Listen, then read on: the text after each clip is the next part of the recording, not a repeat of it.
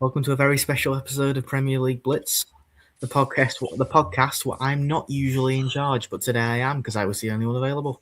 I'm here with CJ. He's a Coventry fan, and I'm sure he's over the moon right now. I am. Yeah, we've had worse times. So, I'll be honest, if I was putting myself in your shoes, let's say like Liverpool haven't been in the league for 25 years, we're finally getting up in the league, and our infamous rivals Everton are about to get relegated. That'd be amazing. I mean, yeah, yeah. No, I could understand that. There's that element to it as well, down the other end of the table, isn't there? So, I mean, I'll be honest. I had it like when Leicester went down last season. I looked at their squad and thought like they should have stayed up. I thought if they kept Steve Cooper, they would have stayed up because I rate him as a manager. But looking at them this season, look hopeless. I know they had a points deduction, but like wow, I was like banking on this championship season being a title race between you two, probably just edging it to Coventry. So I think you got a better squad, but like it amazes me. they're in all sorts of trouble. They're the best training ground in the country, possibly. Attracted all these players on 90 grand a week, 80 grand a week, and you look, they've been ran so badly. Yeah. So they've just been ran so badly that it's just so yeah. That they've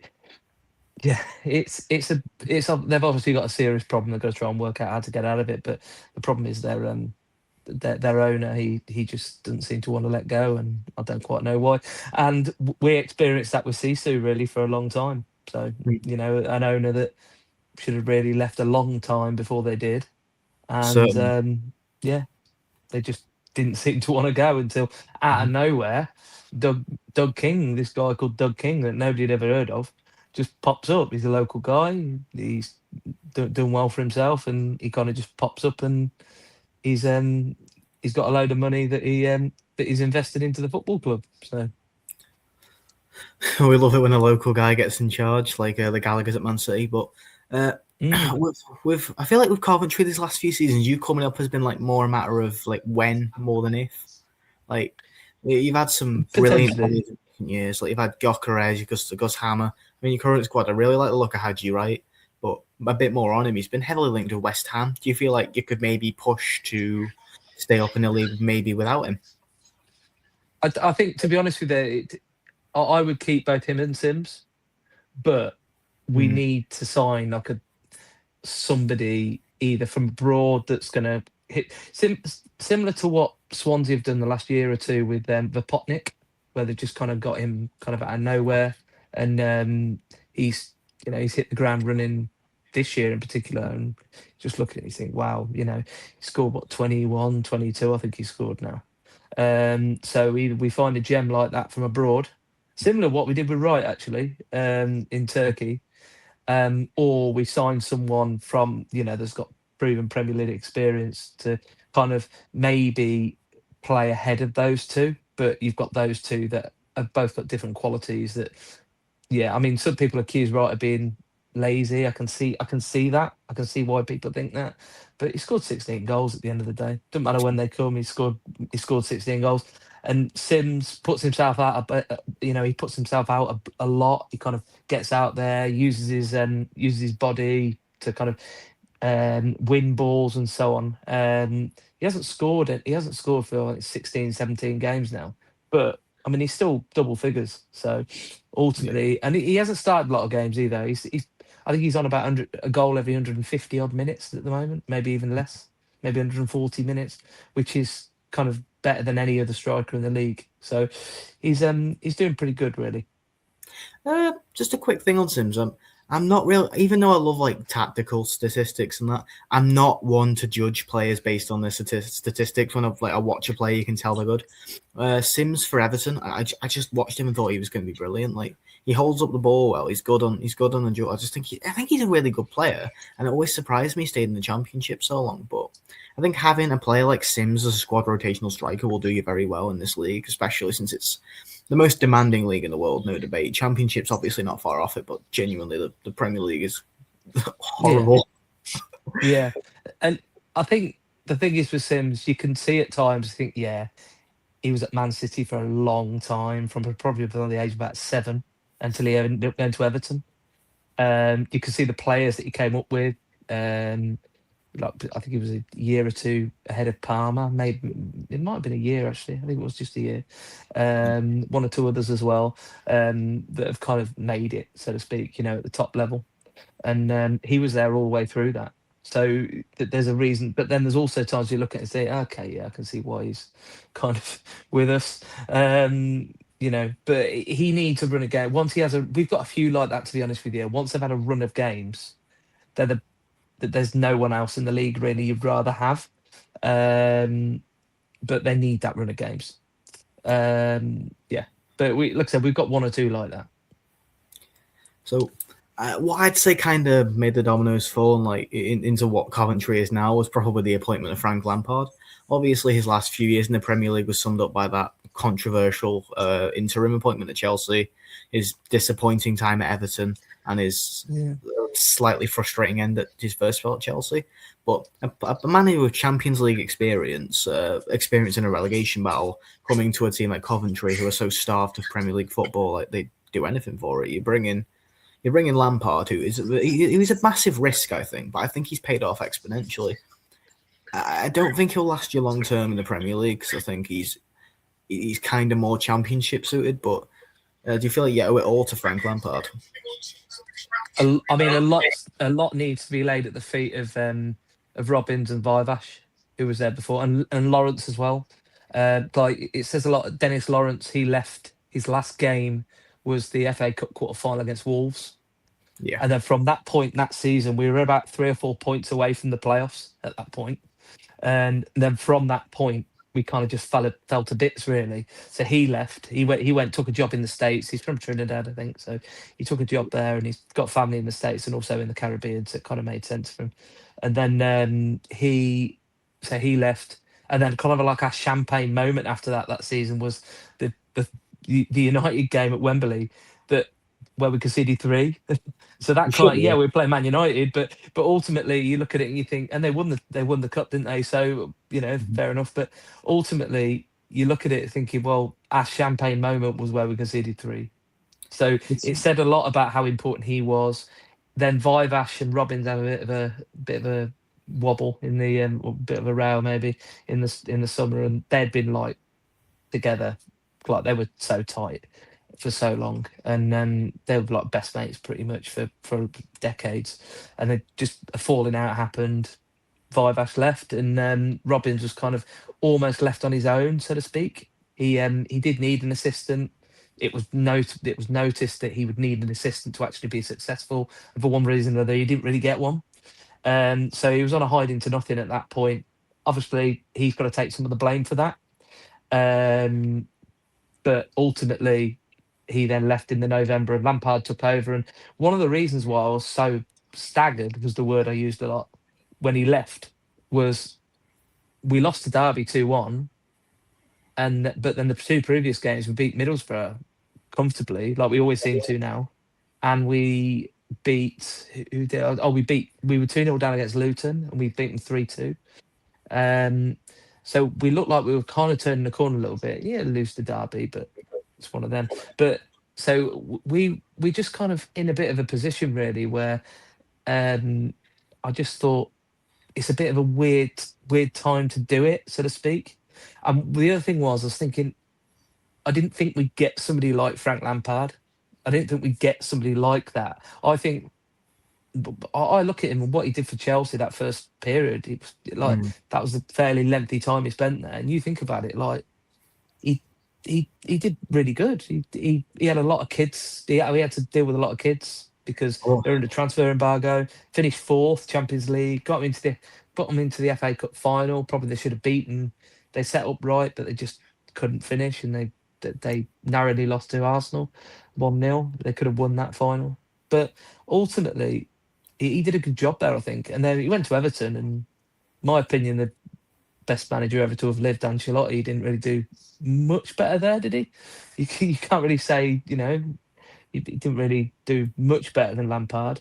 And then that second spell for Lampard at Chelsea is hiding to nothing. Derby did well, got them to the playoff final. Yeah, I mean, although yeah, you can look at Tamori, Wilson, and whoever else they had. Yeah, Chelsea great, and London and all the rest but the academy. kids, yeah, kids. And the end of the day, you've got you've also got that Villa team was just different level that season. Oh yeah. They probably should have won the league, let alone get to the playoff final. So I think part of it was the fact that we're thinking, no, we ain't going to get him and his coaching staff in. Yeah. But we managed it. So, and we've hit we had a little bit of a. It wasn't great to start with. He picked up a few decent results here and there, but I remember Doug King. He said in a fan like forum thing that I think he said, I don't want to be sat here with, I think it was 25 points at Christmas. And then we got smashed by Portsmouth 4-1 away on just before Christmas. And we were on 24, I think it was. So that was under Lampard. So, and we were looking at the time thinking, okay. But then we hit the ground running pretty much from that point. I think we only lost one game after that over the next 3 months or something. And Yeah. we just started to do really well, but been on a mad run. And it was just one of these runs we've got on typically with Lampard, where I think it's well reported kind of everywhere that he was asked the question of like Coventry City have won 5 in a row 5 times in their pretty much in their history in their league in the last like 100 seasons, and you've been in charge for 4 of those 5 spells. And he just went to the reporter and he just went, "You're welcome." So you just gotta love the guy, ain't you? Really, but ultimately he was. Yeah, he just seems. That's something I love about him. Really, he's just Yeah. he's frank. He's He's funny. very frank in his interviews, and he's like I say he's bought into the whole club. You can see how emotional he was the other day. It meant a lot to Yeah. him, and he's bought into the whole club. And you see it sometimes where like Christine's on the telly the next day, and if we've worn the away kit, she'll wear a coral blouse or dress or something, and if we're wearing the home kit she'll wear a sky blue one or something the next day. It's things like that you just look at. You see Frank Lampard's kids running around in Cov shirts. What? It's weird, isn't it? Yeah. What this guy is like one of the One great. of England's best ever players, and Yeah, his kids are running around in one golf of the shirts. forget like one of England's like one of the best players ever to have lived, and he's what was it, 160 goals from midfield in the Prem. It's just mad, Yeah. really. But he's our manager.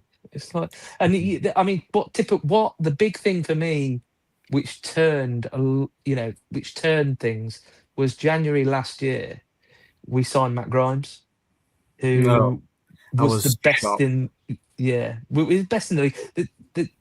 The two in particular I wanted was him or Brown when Hamer left.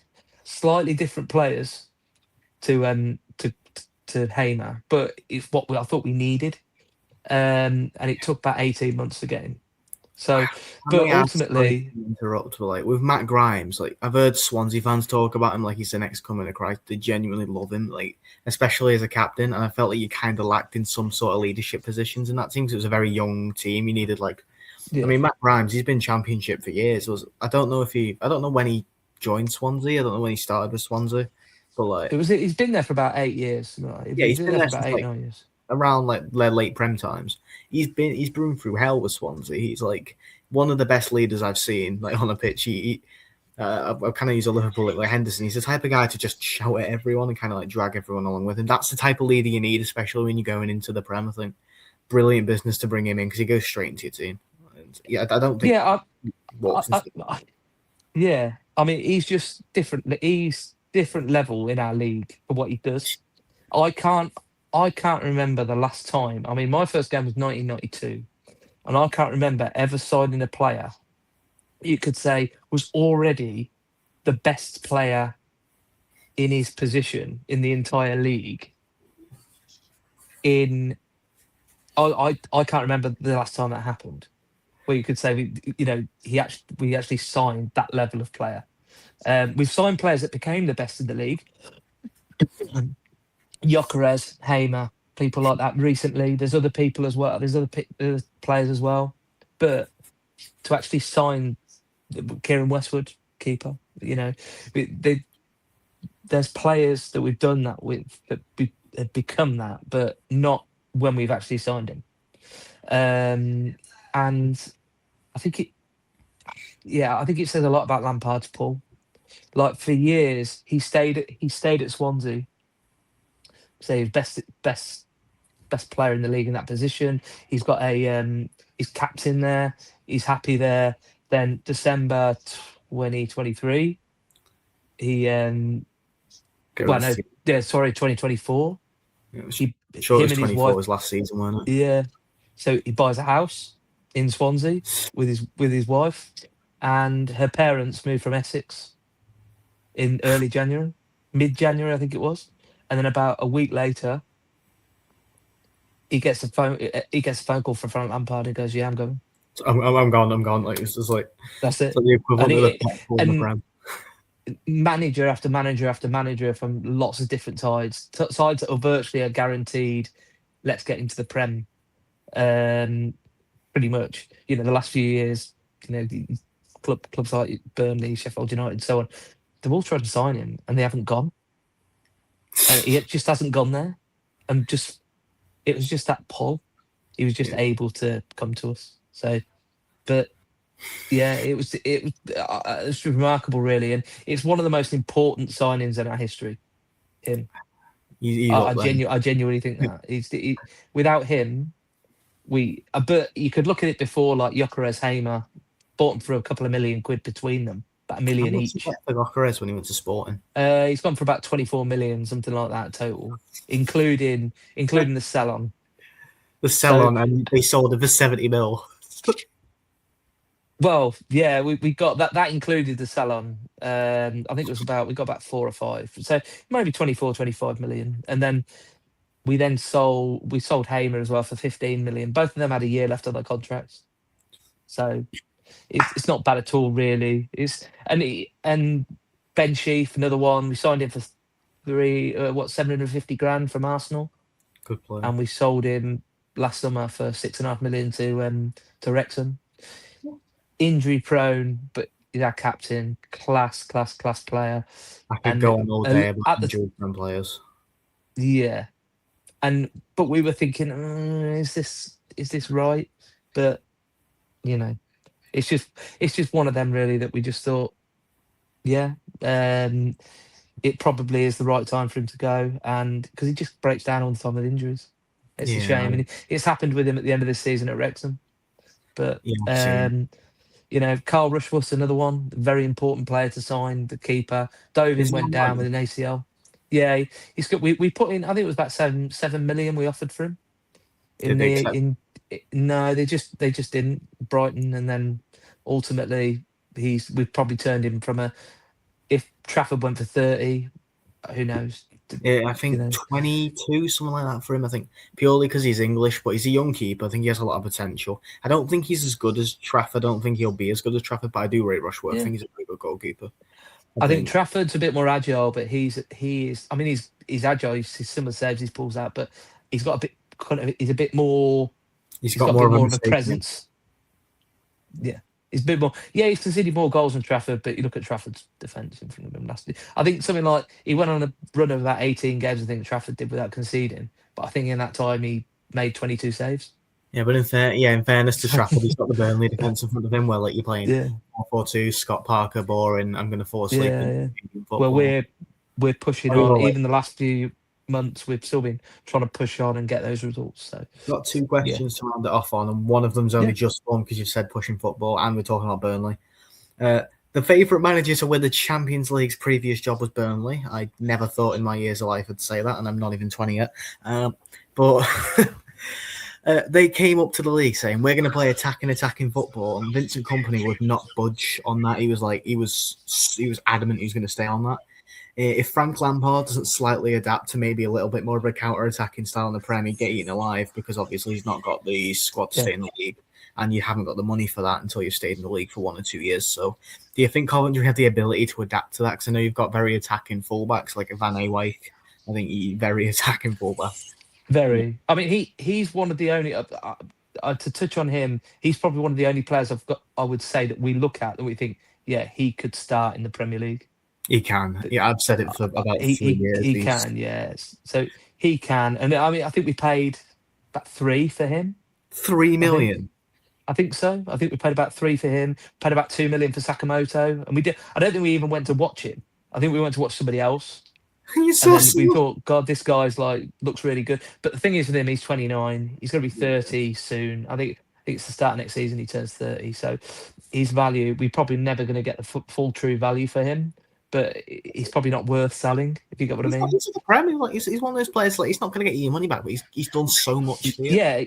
Yeah, exactly. So ultimately, he's going to be he's going to be somebody that's going to be kept. But yeah, so I'd say Sakamoto's probably there. I'd say Van Eyck is. I'd say Bobby Thomas, centre half, he Yeah. is. Rushworth is, but he's not.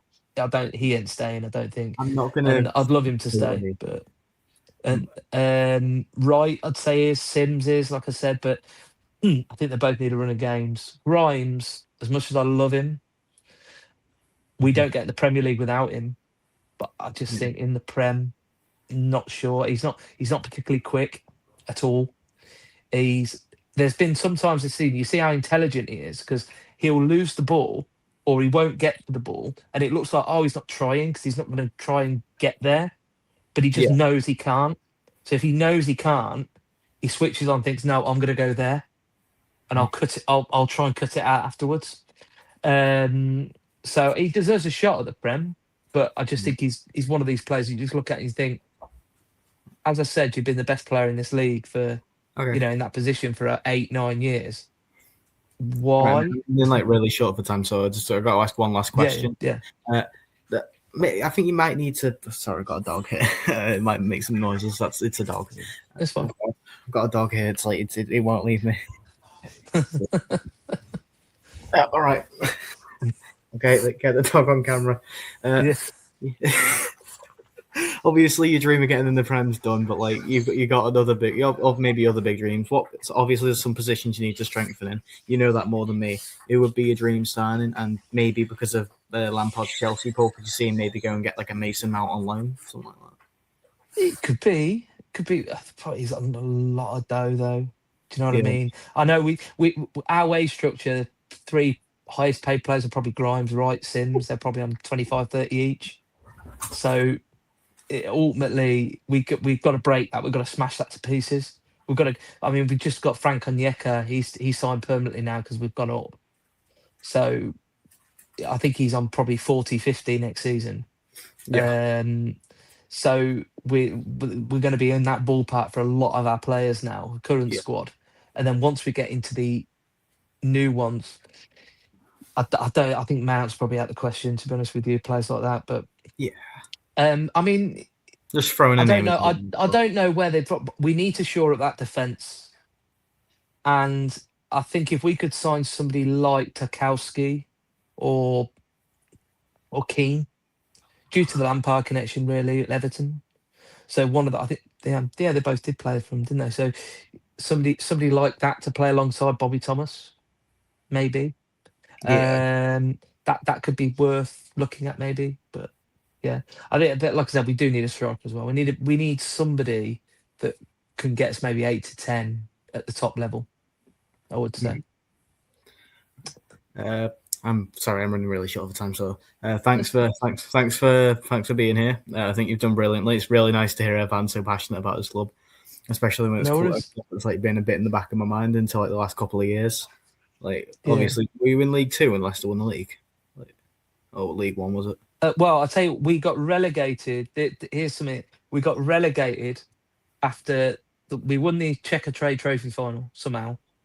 And then the weekend after that, we got relegated to League 2, and Leicester won the league. I think the Tuesday and the Wednesday, either side of that, we're playing against Atletico in the Champions League quarterfinal. And now you can banter them because you're 2 leagues above them. Yeah. Right. Yeah. So that says everything. I mean, it don't, like I said, I think they're gone.